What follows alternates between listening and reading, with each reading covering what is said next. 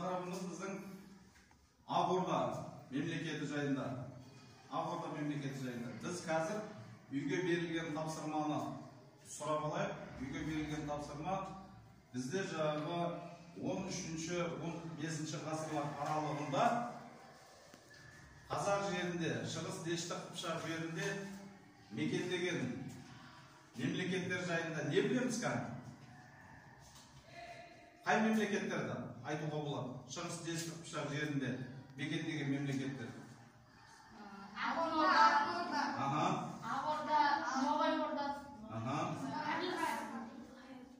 Осы айтылып жатқан мемлекеттердің ішінде Ақорда жайында кім айтылады қазір? Алтын Орда жайында. Алтын Орда мемлекетінің құрылуы. Алтын Орда жошы осындағы орналасқан құрылған алғашқы ірі мемлекеттердің бірі жошы ханның баласы Батай. Ханның кезіндегі орда Алтай тауынан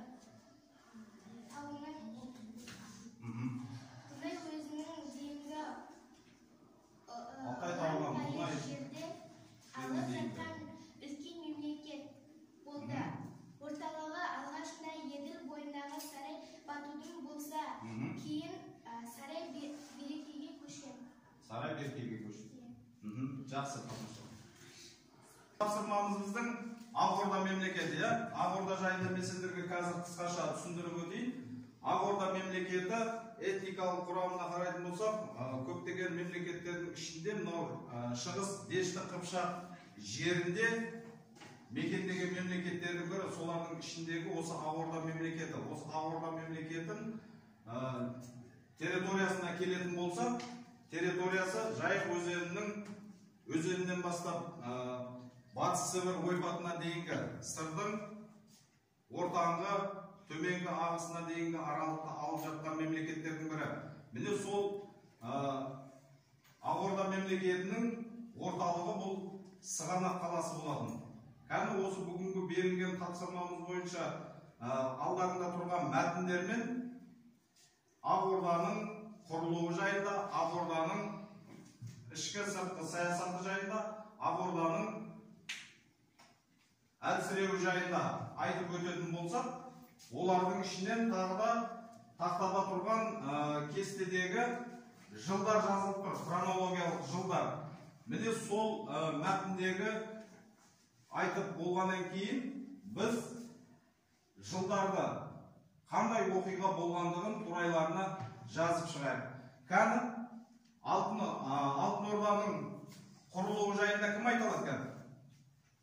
Ақорданың құрылуы жайында. Моңғол империясының ыдырауына байланысты жергілікті этникалық топтардан құрылған мемлекеттер пайда болды. Солардың ішінде 14-15 ғасырдың аяғы 15 ғасырдың басында Ақорда мемлекеті құрылды. Ақорда жошының екі баласы Орда ежем мен Шайбан хандарының жерін қамтиды. Жерін қамтиды. Мына хронологиялық кестедегі жылдардың турайларына жаңағы оқиғаларды жазамыз деді. Мына жылдардың ішінде қайсы оқиғаларды білеміз? Қуаныш. 14 ғасыр 790 жылдары Әмір Темір жазамыз. Жауабым не тұр?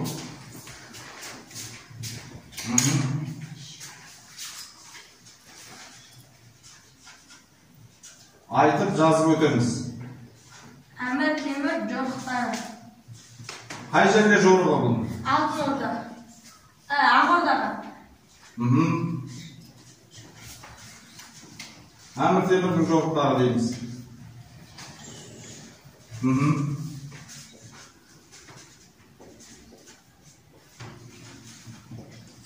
Тағы, қайсы жылдарды білеміз?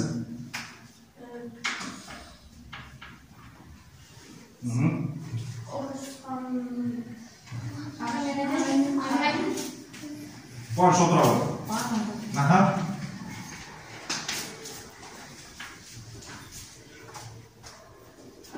Мың үш жүз он бес мың үш жүз жиырмасыншы жылдары Езген ханның билік құрған кезеңі. Өте тамаша. 1315-1320 жылдары Ерден ханның билік құрған тұсы болатын. Тағы қайсысы? Ахмет, келе ғой.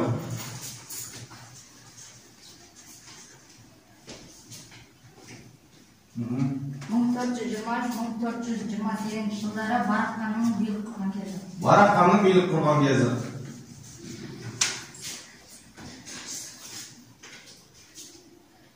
1360-1370 жылдары Ұрыс ханның билік құрған кезі.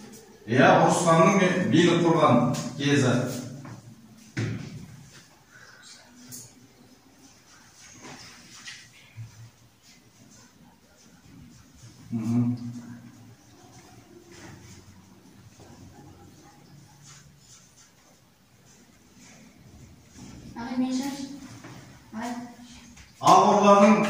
'Ақ-Орданың жаңағы құрылуы жайында айттым, жақсы отыра. Ақ-Орданың құрылуы жайында айттым. Енді Ақ-Орданың ішкі сыртқы саясаты жайында кім айтады? Кім айтады? Алмас. Ақ-Орданың сыртқы саясаты. Ақ-Орда 1374-1375 жылдары Ұрыс хан Еділ бойына қара жорық жасап, Алтын Орданың астанасы Сарайды Қажы-Тарханды алып, Қама бұлғарларын бағындырды. Алтын Орданың уақытша билеушісі Мамайды жеңе алмайды. Ұрыс хан Енді ішкі саясаты жайында Надырбек, сен айтасың ба? Ерден мен Мүбәрак хандар тұсында әсіресе кезінде Алтын Ордадан мүлде оқшауланып, Мүбәрак 1327-28 жылдары өз атынан Сағанақ қаласында теңге соқтырды, иә? Теңге соқтырды. Алайда бұл жағдайдан Алтын Орда билеушілері қарсы шығады. Ұрыс хан 1368-1369 жылдары өз атынан Сағанақ қаласында теңге соқтырған. Жақсы, өте тамаша. Енді Ақ-Орданың әлсіреуі жайында не айта аламыз? Ақ-Орданың әлсіреуі, Назира. Әмір Темір тоқтамысты пайдаланып, Ақ-Орданы да Алтын Орданы да басып алуға тырысты. Әмір Темір тоқтамысына қару-жарақ әскер беріп, Ақ-Орданы басып алмақшы болды. Алайда оның көп шабуылдарынан да нәтиже шықпады. Ұрыс хан мен оның баласы Тоқтақия қайтыс болғаннан кейін Әмір Темір тоқтамысты Ақ-Ордаға тағы да отырғызып, Алтын Орданы өзіне тәуелді етті. Бірақ та тоқтамыс Ұрыс ханның екінші баласы Темір Мәліктен Сауран түбінде жеңіске ұшырайды. 1379 жылы жорығында тоқтамыс Темір Мәлікті жеңіп, Сығанақты біржолы өз қолына алады. 1428 жылы Шығыс Дешті Қыпшақтағы билік жошының Шайбани әулетінің ұрпағынан Әбілқайыр ханға тиеді. Жақсы, мақұл. Енді мына тақтадағы тұрған осы мәтін бойынша хронологиялық кесте берілді жатырмыз ғой. Осы кесте бойынша тағы 3 қатар қалды бұл жерде. 1379 жылдары, 1368 пен 69 жылдары, 1327 мен 1328 жылдары қалды. Қандай оқиға болды? Кім айтады? Қайсы болды?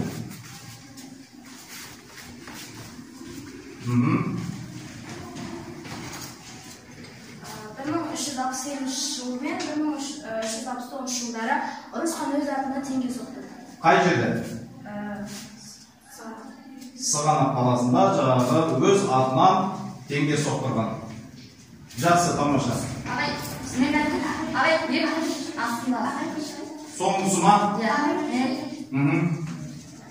Амет.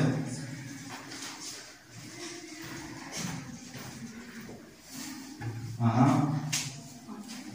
1327 мен 1328 жылдары Мүбәрак атына сығанақ қаласында теңге соқтырды. Иә, өте тамаша.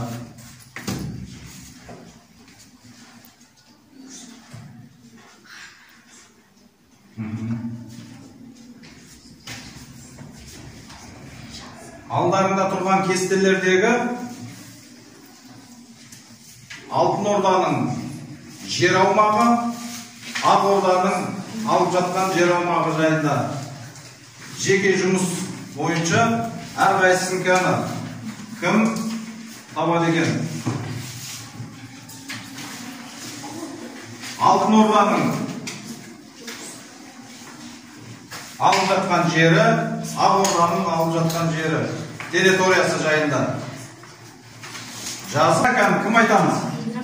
Алтын Орданың алып жатқан территориясы қай жерден қай жерге деу? Ақ Орданыкі алып жатқан территориясын. Ақ Орданың бойы мен Кавказдың. Орнымыздан тұрамыз екен. Ақ Орданың алып жатқан. Иә, Ақ Орданың алып жатқан жері. Еділ бойы мен. Еділ бойы мен Кавказдық терістік жағы. Ақ Орданыкі ма? Алтын Орданыкі ма? Ақ Орданыкі Жайық өзенінен батыс Сібір ойпатына дейінгі Сырдарияның орта және төменгі ағысы аралығы. Бүгінгі сабағымызда Ақ Орда жайында өтілді. Осы сабағымыздан не түсіндік кәні? Қорытындылап кетейікші бүгінгі сабағымызда. Шаруашылығы жайында дейді. Ақ Орданың орталық Сығанақ қаласының тұрған жері, жер аумағы диқаншылық пен жартылай көшпелі шаруашылық қолайлы болды. Әсіресе Ертен ханның кезінде Ақ Орданың қалалық мәдениет дамуына түсінеді. Көшпелі және жартылай көшпелі мал пайдаланған Сығанақ қаласы Орта Азия мен Шығыс Дешті Қыпшақтың арасында. Жақсы, отыра ғой. Тағы кім айтатқан? Не түсіндік бүгінгі сабағымыздан? Саяси жағынан. Ертен хан 1315-1320 жылдары билікке келді. Ал Мүбәрак хан 1344-1360 жылдары билікте болды. 14 ғасырдың екінші ширегінен бастап Ақ Орда Алтын Ордадан бөлініп шықты. 1368-1369 жылдары Ұрыс хан өз артынан Сығанаққа теңге соқтырды. Иә, Сығанаққа теңге соқтырды. Жарайды отырады. Біз енді осы тақырыбымыз бойынша кері байланыс берейікші. Бүгінгі сабағымызға кері байланыс береміз. Алдымыздағы тұрған парақшаларда қиын, қызы, құнды деген тор көздер тұр. Соған жағаға бүгінгі сабағымызға кері байланыс беріп кетейік. Жарай ма? Әрқайсымыз өзіміз кері байланыс береміз. Бүгінгі тақырып бойынша үйге тапсырма Ақ Орданың құрылуы жайында. Дешті Қыпшақ жеріндегі құрылған мемлекеттердің бірі осы Ақ Орда жайында үйге тапсырма.